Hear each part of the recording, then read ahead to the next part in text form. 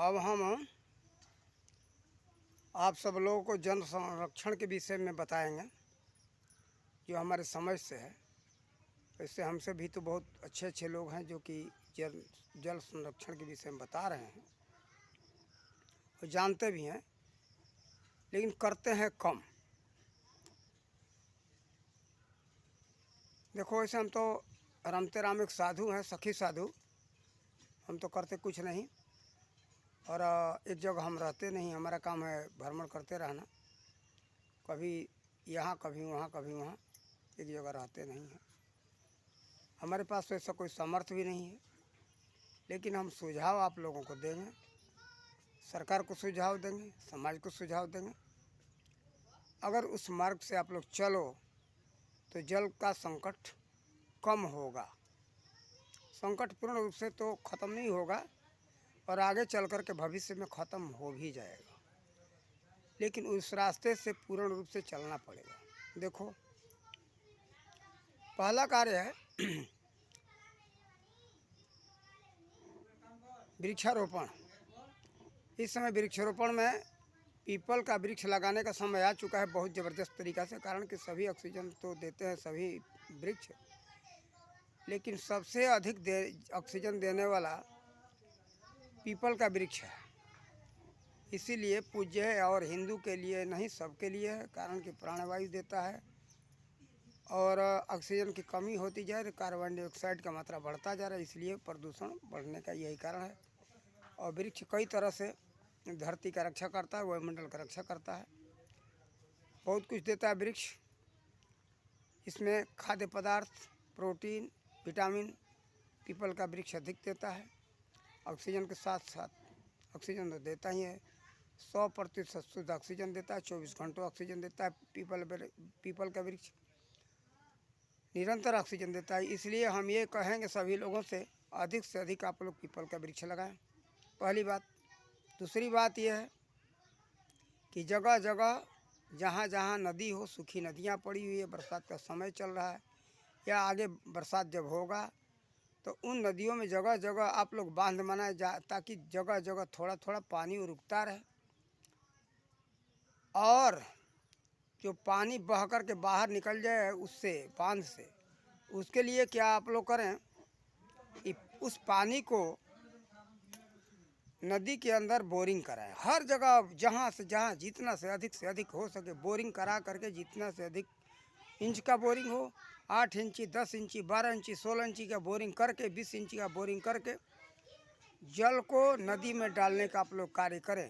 नदी में जल, ये बोरिंग ऐसा करें कि 5 फुट या 10 फुट पाइप रखें, ऊपर ज़मीन से ऊपर रखें, उस पर जाली लगा दें, ताकि वो जाली के लगाने से ये होगा कि पानी के साथ साथ बाहर का मिट्टी या कूड़ा कचरा अंदर नहीं जाएगा। ऊपरी हिस्से पर ढक्कन लगा दे, बाकी हिस्से में जाली लगा दे। 10 फीट तक पानी भरा रहे, 10 से 20 फीट तक जितने ज़मीन बांध में पानी भरता हो उतना आप लोग 10 फीट 20 फीट जितना पानी भरता है उतना ऊंचा रखें, ताकि वो पानी सारा पूरा का पूरा पानी ज़मीन के अंदर पी जाए। फिर समय आए तो उस जाली को साफ़ कर दे, ताकि पानी जब आता रहे तो पानी अंदर भूगर्भ में जाता रहे। इस तरह से जल स्रोत को ऊपर बढ़ाया जा सकता है और इसके अलावा दूसरा कोई उपाय है नहीं है। आप लोग सोचो कि हम बांध बना करके जल को संचित करके धीरे धीरे पिलाएं, तो वो धीरे धीरे तो पीता है कम, कारण कि मिट्टी के परत के ऊपर महीन कण जब अधिक जम जाता है तो पानी ज़मीन के अंदर नहीं सोखता है।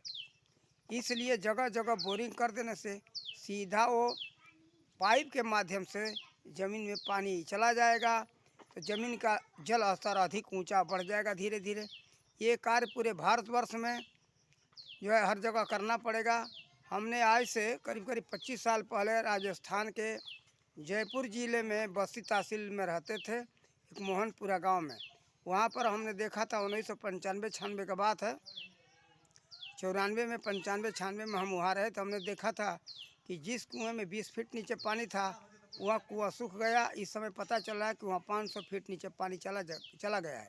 कारण है कि बोरिंग के माध्यम से अंधाधुंध पानी का खिंचाई हो रहा है। सिंचाई के लिए खेती में लोग पानी सिंचाई के काम में लेते हैं, लेकिन पानी अंदर जाता नहीं है। पानी अंदर न जाने के कारण से भूगर्भ का जो भंडार है पानी का, वो ख़त्म होता जा रहा है। और जैसे आपने पानी ज़मीन से पाइप के माध्यम से निकाला है, वैसे उतना उससे कहीं अधिक आप सबको बरसात के पानी को बचा करके ज़मीन में फिर डालना होगा। मान लो जैसे किसी घड़ा में आपने पानी भर दिया और पानी को खर्चा करते जा रहे हो, फिर नहीं भरोगे तो वो पानी घड़े का ख़त्म हो जाएगा। ठीक है, इस तरह से एक छोटा सा हमने उदाहरण दिया है एक मटके का, घड़ा का। लेकिन इस तरह से क्या है, ये पृथ्वी भी एक मटका ही है। भूगर्भ जो है एक मटके के भांति है। इस पे पानी जो प्रकृति ने प्राचीन काल से परमात्मा भरते चले आ रहे थे। अब जनसंख्या बढ़ गया, उस भूगर्भ को धीरे धीरे खाली कर दिया, बोरिंग चला चला करके, पी करके, सिंचाई के काम में लेकर के, अनाप शनाप कामों में खर्चा करके, तो खर्चा कर दिया, खर्च हो गया। अब उसको पूर्ति करना इसी समाज का काम है।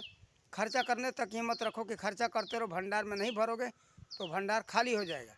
इसलिए आप लोग अधिक से अधिक जितना हो सके पाइप के माध्यम से जगह जगह बोरिंग करा करके, ये देखो मत कि इतना ही हम बोर कराएं।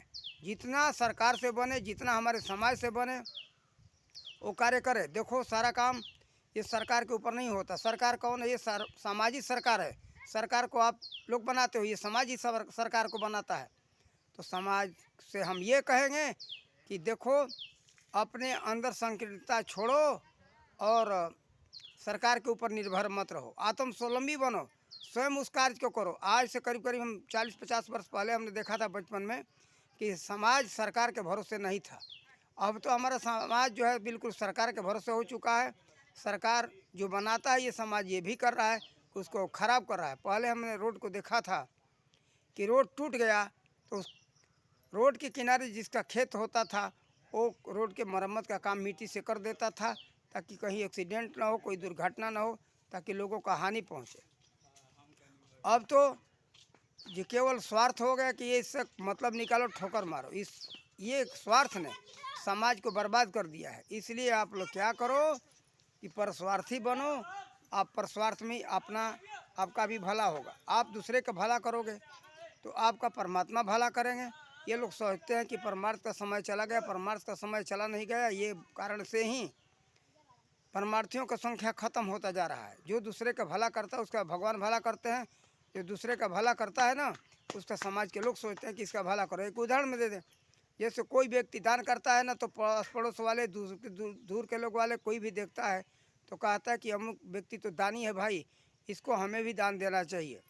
तो देखो आप जब दूसरे का भला करोगे, रोड खराब हो या कोई भी चीज़ खराब हो, उसमें हाथ बटाओ, बनाओ। इसी तरह से जल संरक्षण का काम है। जल संरक्षण के लिए समाज का कर्तव्य बनता है। सरकार के ऊपर छोड़ने से कुछ नहीं होगा। आप लोग खुद करो, जगह जगह बांध बनाओ, कारण कि आप लोगों के काम में आने वाला है। ये मत सोचो कि मुख्यमंत्री ये करेंगे। केवल काम ये मुख्यमंत्री का या जिलाधिकारी का या किसी मंत्री का नहीं होता है, प्रधानमंत्री का नहीं होता है। प्रधानमंत्री मुख्यमंत्री को या किसी भी मंत्री को आपने बनाया है, इसलिए काम आप करो। टैक्स देते हो, कोई काम सोचते हो, मान लो कार्य करेगा, खर्चा करेगा तो टैक्स के माध्यम से आप लोगों से वसूल करेगा। और जितना टैक्स देते हो ना, उतना टैक्स से सारा काम पूर्ति नहीं होगा। इसलिए आप लोग, और उतना जल्द नहीं होगा। काम चाहिए अब, और काम होगा कब कोई पता नहीं। जैसे मान लो यही है, अभी हमारा समाज हाथ पर हाथ रखे बैठा हुआ है। यही नज़दीक में घाघरा नदी काट रही है, लेकिन हाथ पर हाथ धरे समाज के लोग देख रहे हैं। सरकार सरकार सरकार के भरोसे नहीं रहो, मत रहो, स्वयं उस कार्य को करो, तब ये कार्य होगा, नहीं तो नहीं होगा। ऐसे आप लोग बर्बाद हो जाओगे।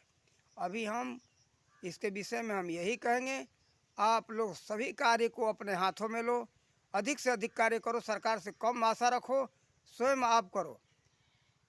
और जहाँ अपना करने लायक नहीं है, सरकार के ऊपर पूर्ण रूप से दबाव दो। इतना क्षमता रखो, इतना दबाव दो कि सरकार को मजबूर होकर के उस कार्य को करना पड़े। ये नहीं है कि डरो मत, डरने से जो डरा वो मरा, कुछ नहीं कर सकते हो। इसलिए आप लोग तैनात हो करके, ज़बरदस्ती हो, जैसे भी हो, सरकार से ये काम कराने के ऊपर उतारू हो जाओगे तो भी ये सरकार सुनेगा, और नहीं तो नहीं सुनेगा। अरे देखो, जो निवेदन से नहीं मानता है, निवेदन करते करते तो इतने समय बीत गया। घाघरा नदी बिल्कुल नज़दीक आ गई। लेकिन कोई ध्यान नहीं है समाज का, सरकार का तो कोई बात ही नहीं है। अरे मुख्यमंत्री तो बैठे हैं वहाँ लखनऊ में, मुख्यमंत्री क्या देख रहे हैं, लेकिन यहाँ का ग्राम प्रधान देख रहा है, यहाँ के ग्राम सभा के सभी लोग देख रहे हैं। लेकिन ये ग्राम सभा के लोगों को चिंता करना चाहिए, यहाँ के गांव प्रधान को चिंता करना चाहिए। इन सब बातों को हम ये कहेंगे, लेकिन ये बात तो अपने अलग की बात है, लेकिन हम पूरे भारत के लोगों को कहते हैं ऐसी बात। हमको लगता है कि पूरे विश्व में जल संकट, तो जहाँ जहाँ ये वीडियो जाए इस बात को लोग सुने, तो ये बांध बनाए और फिर क्या है, जगह जगह बोरिंग करके भूगर्भ में जल को पिलाने का काम करे, भूगर्भ में जल को डाले, ताकि बरसात का पानी फालतू बह करके नदी में ना जाए। नदी में जा कर के फिर जो है बड़ी नदियों में चला जाता है, छोटी नदी से बड़ी नदियों में, और बड़ी नदियों से फिर चला जाता है कहाँ, समुद्र में। उस पानी को समुद्र में मत जाने दें। आप लोग ऐसा करो कि उस समुद्र में जाने से रोको, और आपसे जो बोरिंग के बस का बात नहीं, फालतू पानी तो जाएगा ही जाएगा, लेकिन जितना अधिक से अधिक हो सके लेकर के भूगर्भ में डालो, ताकि जल सतह ऊपर उठे और उसे आप लोग पीने के काम में लो, खेती के काम में लो। ये नहीं खर्चा करने का आदत मत रखो, खर्चा करने के साथ साथ।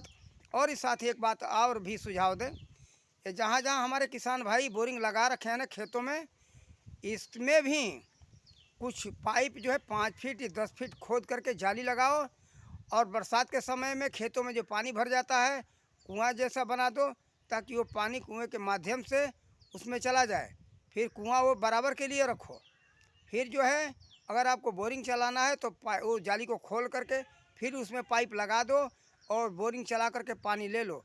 जब तक सूखे मौसम में है तब तक जो है कि आप लोग उस बोरिंग का उपयोग करो, और जो बोरिंग का काम ख़त्म हो जाए, जब ज़रूरत पड़े तो जाली लगा दो, उस कुएं में पानी जाए, वो पानी भरा रहेगा, वो जो मिट्टी जमता रहेगा कुएं में नीचे चला जाएगा, फिर पाइप के माध्यम से अंदर जो है वो भूगर्भ में पानी चला जाएगा। इस तरह से आप लोग पानी का भंडारण करो। हमारा ये आप लोग का सुझाव है, आप लोगों के ऊपर निर्भर है, आप लोग बनाओ या ना बनाओ, आप सबकी मर्जी के ऊपर है, लेकिन हम यही सुझाव देंगे, ये सब बोरिंगों को उपाय करो। और बोरिंग से उससे नहीं लेना चाहते हो पानी, भूगर्भ में डालना चाहते हो, तो अपने अपने खेतों में ज़मीन के अंदर अलग से दूसरा बोरिंग कराओ, कुआं बनाओ, थोड़ा गड्ढा रखो, उसमें उतना दूर जाली रखो, ताकि मिट्टी और कचरा ज़मीन के अंदर न जाए, ताकि बोर पूरा पाइप भर जाएगा तो फिर पानी जाना मुश्किल हो जाएगा। जाली लगा रहेगा तो छन करके पानी भूगर्भ में चला जाएगा और वो भरेगा नहीं।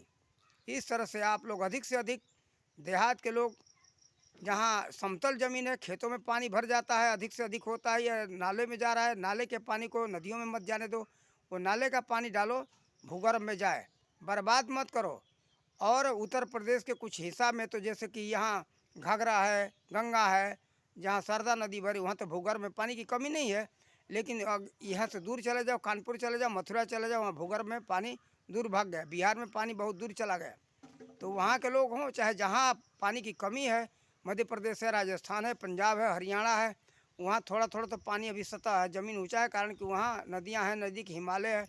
हिमालय के करीब वाले क्षेत्र में पानी की कमी नहीं है, लेकिन हिमालय से दूर हट जाए तो अन्य पर्वतों में पानी नहीं है। पहाड़ तो है लेकिन उन पहाड़ों में पानी नहीं है, पानी है बिल्कुल नाम का, कहीं कहीं है, लेकिन हिमालय जो है ना पर्वत जल का स्रोत है, कारण कि जहाँ बर्फ़ है, बर्फ़ पिघल करके नदियों में आता है, उस बर्फ़ के से पिघला हुआ पानी हर मौसम में बहता रहता है।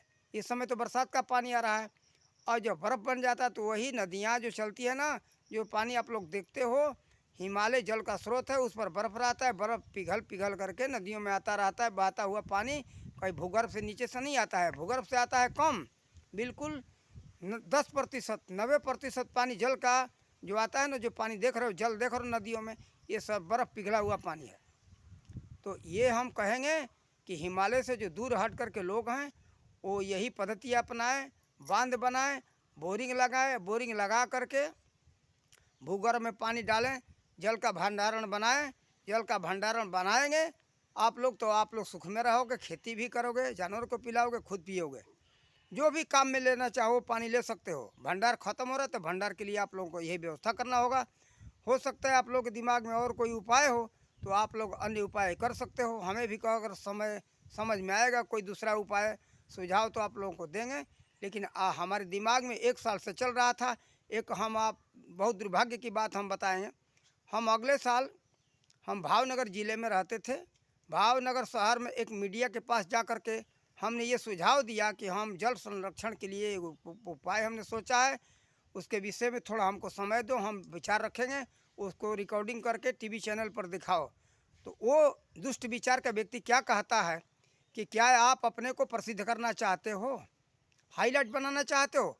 बताओ, जो जिस समाज का इतना बुद्धि नीचे गिरा हुआ है वो कैसे उठ सकता है? हम सबके भला का बात बताना चाहते, वो सोचता कि अपने को हाईलाइट करना चाहते हो। अरे हाईलाइट होने वाला तो कभी हो जाएगा, कभी उसको रोक नहीं सकता है कोई। लेकिन तुम अपने देखो निकृष्ट विचार को, कितना नीचा विचार है। समाज में इस विचार के लोग हैं कि कोई अच्छा सुझाव दे रहा है, लेकिन समाज में कहेगा तो उसका नाम आगे ऊंचा होगा। अरे हमारा नाम ऊंचा होगा, लेकिन कितने लोगों का भला होगा, करोड़ों का भला होगा, अरबों लोगों का भला होगा, ये नहीं सोचते हो। इस विचार को कब नहीं फैला दिए होते। लेकिन हम ये कहेंगे कि इस वीडियो को आप लोग देखो और वीडियो देख करके पसंद करके इसको आगे बढ़ाओ, आगे लोगों को बढ़ाते जाओ। और वीडियो को मत बढ़ाना, लेकिन जन कल्याण का कार्य है। अगर नीच प्रवृत्ति को हो तो वीडियो मत बढ़ाना, अच्छे भला करने वाले हो तो इस वीडियो को आप लोग बढ़ाते रहो। बहुत बहुत धन्यवाद होगा। परमात्मा की तरफ से बहुत बहुत आपको सबको आशीर्वाद मिलेगा। सबका जो भला करता है उसका भला भगवान करते हैं। देखो, हम किसी से इसमें पैसा नहीं लिए, अपना पैसा खर्च करके सब व्यवस्था करके हम ये पैसा खर्चा करके वीडियो डालते हैं लोगों के भला के लिए। इसमें हमको क्या मिलेगा? हम इसलिए नहीं करते कि हमारा वीडियो जाएगा तो हमको पैसा मिलेगा। पैसे से कोई लेना देना, मैं एक सखी साधु हूँ और हमको पैसे की ज़रूरत पड़ता है तो मैं सीधा भिक्षा मांग लेता हूँ समाज से। खुला बात। हम समाज की आंखों में धूल झोंक करके कभी पैसे लेने के हम विचार नहीं रखे, हम न रखेंगे। कारण कि देखो, हम एक प्रवचन करता व्यक्ति भी थे, लेकिन इसीलिए हमने प्रवचन भी बंद कर दिया ताकि लोगों का कहना था ये इनका तो बिजनेस है। अरे हम नहीं करते हैं तो क्या हमारा खर्चा नहीं चल रहा है? उससे अच्छा खाते हैं, अच्छा पहनते हैं, अच्छे ढंग से घूमते हैं। भगवान हमारे पास दो पैसा भी रख रखे हैं, दिया है उन्होंने, उनके दिए हुए हमारे पास है। और उसी में से हम लोगों को कुछ भला भी करते हैं, जहाँ ज़रूरत पड़ता है किसी का भला भी कर देता हूँ। लेकिन परमात्मा के दिए हुए मेरा कहीं कुछ नहीं है, ये समाज का दिया हुआ। समाज ने परमात्मा ने समाज से दिलवाया और परमात्मा का दिया हुआ ही मानता हूँ। घट घट वासी है परमात्मा और वो हमको देते हैं, उसको मैं दान में कहीं ज़रूरत पड़ता है तो दे देता हूँ। लेकिन जब रहेगा तभी तो। लेकिन हाँ, सीधा हम भिक्षा मांग लेते, किसी से आंखों में धूल झोंक करके पैसा नहीं लेते। हम ढोंग ढकोसला भी, देखो हमारा जन्मभूमि बिहार का है, सबको पता है बिहारी कितने ढोंगी ढकोसलाबाजी होते। लेकिन हम ये करते नहीं, कारण कि हमें मालूम है जितना दुष्कर्म का नतीजा भोगना पड़ता है ना, उतना भोगना होगा हमको भी। इसलिए दुष्कर्म पर हम कभी पैर नहीं देते, ना हमें दुष्कर्म करना है। आँखों से समाज के आँखों में धूल झोंक करके हमें लेना नहीं है, सीधा भिक्षा मांग लेते। सीधी सी बात क्या है कि किसी को मर्जी हो दे दे, न दे उसकी मर्जी। लेकिन ये नहीं कि ये करना है वो करना है, ये हम नहीं करते। देखो, हमने अपने जीवन में एक राष्ट्रीय स्तर पर संस्था भी चलाया जिसका नाम था ऋषि संदेश संस्थान। रजिस्टर्ड संस्था है, अभी हमारे पास रजिस्ट्रेशन प्रमाण पत्र बना हुआ है। 21/10/1997 में रजिस्टर्ड हुआ था। उस संस्था का बहुत अच्छा कार्य था, लेकिन समाज की उसमें रुचि नहीं देखा। निस्वार्थ भाव से कार्य था, सब निःशुल्क था, लेकिन लोग उसको स्वीकार नहीं किए। कारण कि प्राचीन भारतीय सभ्यता संस्कृति के ऊपर सभी कार्य आधारित थे, इसलिए प्राचीन सभ्यता संस्कृति से लोग नफरत करते थे। इस समय वर्तमान में पश्चिमी सभ्यता में, इंग्लैंड के सभ्यता में लोग खूब घुले मिले हुए हैं। पश्चिमी इंग्लैंड का सभ्यता पसंद करते हैं, इसलिए भारतीय संस्कृति सभ्यता किसी को पसंद नहीं है। पहले तो लॉर्ड मायकाले एक ही था भारत को बर्बाद करने में, अब तो हमको जगह जगह घर घर में लॉर्ड मायकाले दिखाई पड़ रहे हैं, ताकि भारत के लोग खुद भारत को बर्बाद करने के पीछे पड़े हुए हैं। भारत का कुछ भी वस्तु हो, भारत का कोई भाषा हो या वेशभूषा हो, भारत का भोजन हो, मकान हो, शौचालय हो, स्नान घर हो, रसोई घर हो, कुछ भी भारतीय नहीं रहने दिए। खड़ा होकर के भोजन करना, खड़ा होकर के रसोई बनाना, खड़ा होकर के खाना खाना। शौचालय देखो, पश्चिमी शौचालय भी बन रहे हैं। अब मकान भी पश्चिमी सभ्यता से बन रहा है। मकान को देखो, मकान भारतीय पद्धति से जो बनती थी ना, तो उस पद्धति से हजारों हजार वर्ष मकान टिकाऊ होता था। उसमें जोड़ाई का जो मसाला होता है ना, वो मसाला भी अलग था, सीमेंट नहीं था। अब सीमेंट अंग्रेज़ों का बनाया हुआ देखो 40-50 वर्षों में मकान बर्बाद हो जाता है, लेकिन उस समय के सुर्खी और चूना से जोड़ा हुआ मकान 700-800 वर्ष पड़ा हुआ है।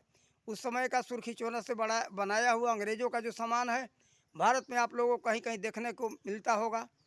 जो रेलवे पुल है पुराने पद्धति से बनाया हुआ है, उसमें सरिया का यानी लोहा का प्रयोग नहीं हुआ है। वो देखो कितना जो है, थोड़ा देखने में तो यहाँ के भारतीय पद्धति को लोग कहेंगे भद्दा है, लेकिन मजबूत है। वो हज़ारों हज़ार वर्ष चलता है, खराब नहीं होता है। इस समय सरिया डाल करके यानी लोहा डाल करके छत बनाते हो 30-40-50 वर्ष अधिक से अधिक, फिर तोड़ो फिर बनाओ, कितना पैसा खर्चा करते हो? उससे मात्र दुगना पैसा खर्चा कर दो, सुर्खी चूना से बनाओ, मकान जो है 700-800 वर्ष चलता रहेगा, आपको फिर पैसा खर्चा करने की ज़रूरत नहीं पड़ेगा। हमने देखा है कहाँ, अपने जन्मभूमि के ऊपर। हमारा जन्मभूमि है सिकरौलख, थाना नवानगर पुराना था, वर्तमान में थाना सिकरौलख है।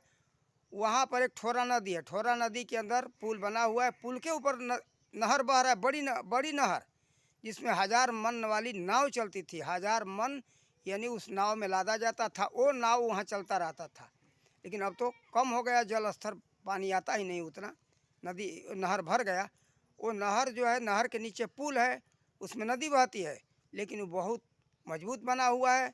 जा कर के जिसको देखना हो बिहार के लोग उसको देखें। उस पद्धति से बहुत से पुल उस समय के, जो पुल रेलवे का पुल कहीं कहीं देखते बना हुआ है, 2-2 तो 250-250 वर्ष हो गए, लेकिन वो पड़ा हुआ है।